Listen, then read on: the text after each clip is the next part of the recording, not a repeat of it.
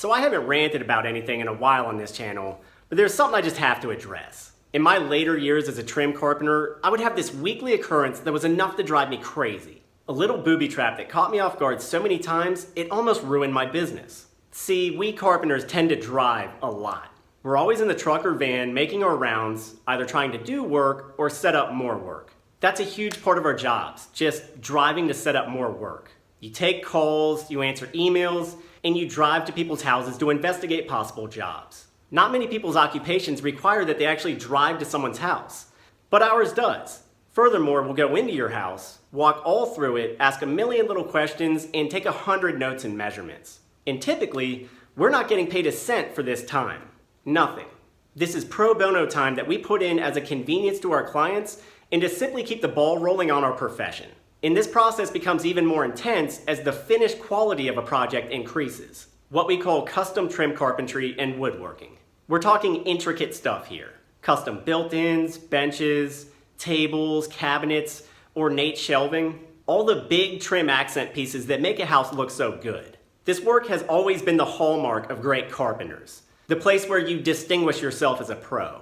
There was a time when I loved doing custom built-ins. I'd take on any project that came my way, large or small. But sometime over about the last decade, something went horribly wrong. There was a sea change in the carpentry world. And these great projects that I used to love became a poisonous well that I would avoid at all costs. Today, I'm going to try to explain what exactly happened here. And hopefully I'll paint a broader picture of what it means for the future of our trade. It all comes down to a little phenomenon that I call the Ikea effect. So here's the weekly occurrence I used to have as a carpenter. I'd get a call from a client and they'd say, "Hey, my friend says you do great work. We'd like some custom shelves built and we have a big budget. Will you come give us an estimate?" So of course I'd go. I'd get in my truck, fight through traffic, sometimes driving 45 minutes or more to arrive at their house right when they were expecting me. And I'd follow them through their house as they laid out their grand visions for a room. We want a big floor-to-ceiling bookshelf in here and an entertainment center with base cabinets underneath. We want drawers under the countertop, and we want it to go across the entire wall. I'd listen and nod and say, "That's a pretty big project. What's your budget?" And they'd say, "Oh, we have plenty of budget. Maybe $1,000? At that point, my heart would drop. I'd take a minute to collect myself, and I'd say, "That's not even enough to cover your materials." Naturally, the client would ask, "Well, how much do you think it'll be?" I'd take another look at the wall, crunch some numbers in my head, and I'd offer up, maybe $12,000 to $15,000? That's when they'd utter the words that became the bane of my existence. "What? How can it be that much? Our Ikea cabinets only cost $100 a piece." That's it. That's the Ikea effect in a nutshell. The first time it happened to me, I thought, well, that was an unfortunate incident. But the 50th time it happened to me, I realized this isn't a coincidence. This is an epidemic. Ikea is one of those businesses that has ascended beyond the normal routine of just supplying goods to customers and has instead become a culture of its own. Just going to an Ikea store has become sort of a rite of passage. Similar to visiting, say, an Apple store, it's an experience that goes beyond normal shopping. From the moment you enter an Ikea store, you're overwhelmed by immensity and abundance.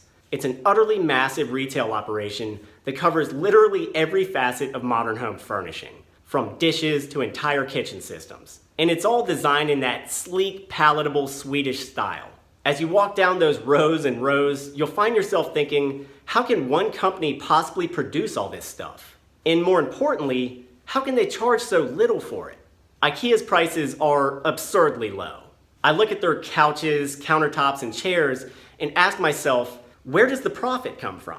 How can you manufacture, ship, store, stock, and sell stuff at this price and still make a margin? The answer, of course, is that almost none of it is very durable. Ikea furniture and cabinets in particular are prone to degradation.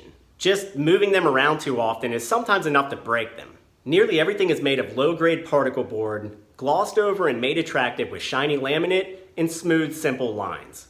Furthermore, customers don't even receive these things fully constructed. It shows up to your house in flat boxes straight from the factory and has to be assembled with Ikea's famous proprietary hardware and instructions. Assembling Ikea furniture is such a universal experience now that a cottage industry has grown up around it. And of course, Ikea hacks became a content culture of their own.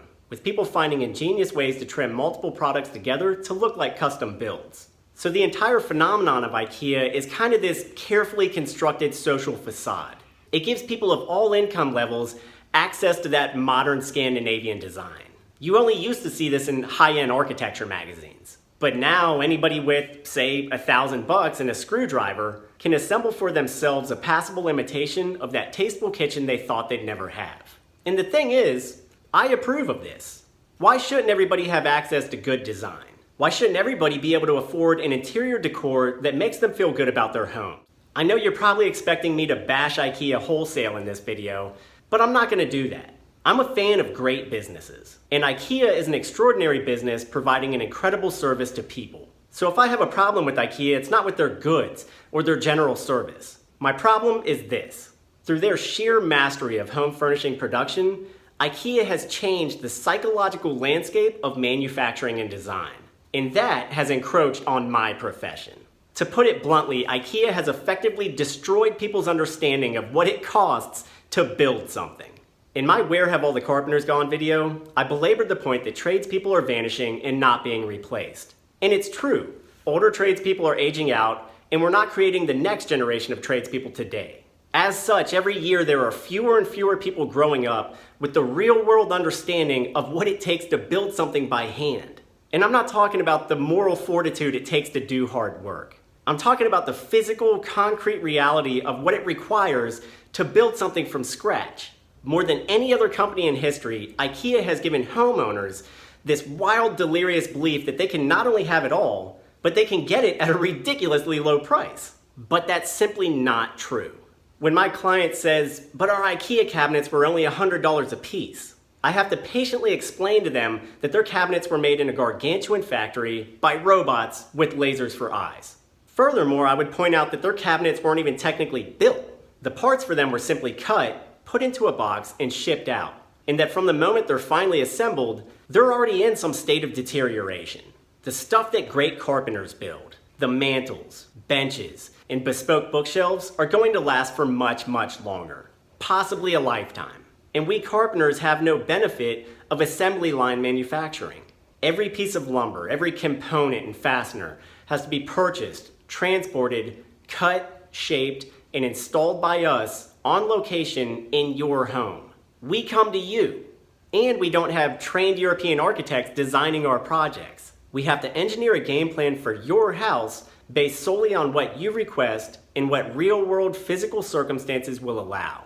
It's an extremely involved, taxing process, difficult in its own right, but also having to spend hours and hours every week justifying their prices to innocent but underinformed clients is breaking down a lot of carpenters out there. And it just seems to get a little worse every year now. IKEA didn't invent the world of disposable goods. It's been around for a long time. And they're not intentionally trying to make life difficult for artisan builders out there. But one of the bizarre net effects of their success is that skilled tradespeople everywhere have become more stressed out and more undervalued. And if you don't believe me, ask any good carpenter or woodworker you know.